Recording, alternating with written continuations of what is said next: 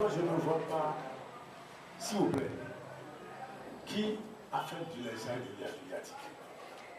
Je ne vois pas le CST faire du lynchage médiatique sur le leader du cas. Je ne vois pas.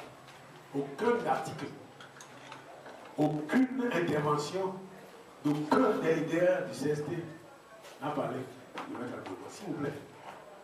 Peut-être que les journalistes eux-mêmes ont fait ce qu'ils appellent les lynchages médiatiques. Mais nous, d'abord, personne n'a donné des consignes à personne de faire des choses, je vous le dis. Deuxièmement, aucun des leaders, aucun des membres du CST n'a parlé de ces choses-là. Au contraire, je vais vous dire, au contraire, nous avons appris beaucoup de choses, mais nous sommes évertués à les taire, à ne pas en parler. Nous sommes évertués à ne pas en parler, pour ne pas créer de polémique inutile. Et donc, je ne vois pas en quoi il y a l'échange médiatique. Franchement, moi, je ne vois pas. Bien. Si un journaliste peut me donner un exemple de l'échange, on va l'accepter et on pourra vous demander nos excuses. Voilà. Oui, je pense que je voudrais aussi prendre la parole au niveau de cette question concernant le lynchage médiatique dont on parle.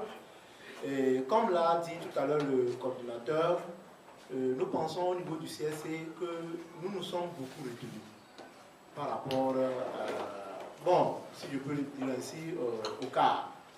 Pourquoi? Parce que lorsque le cas n'a pas signé le document fondateur du CSC, je pense que si nous tous nous avons suivi un peu les médias, l'actualité, c'était d'abord les responsables du cas qui sont sortis sur les médias pour dire un certain nombre de choses.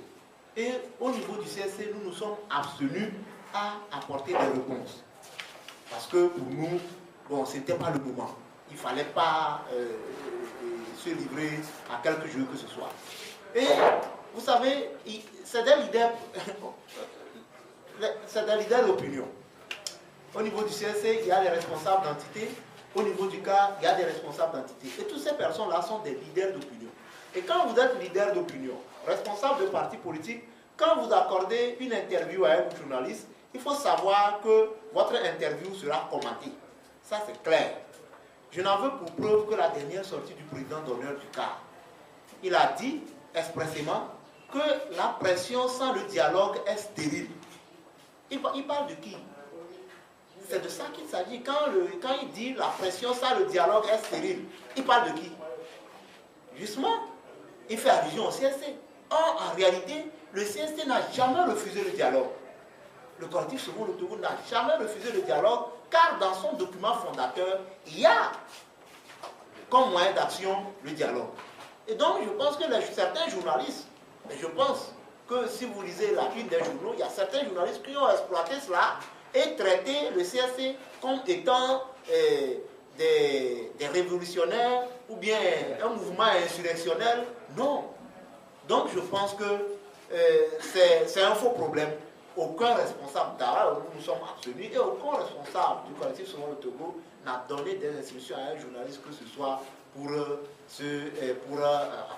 écrire des articles, pour faire un lynchage sur un responsable du cas que ce soit. Mais lui dit, lorsque vous êtes responsable, leader d'opinion, quand vous accordez une interview, sachez que les journalistes vont interpréter ou bien vont commenter l'interview.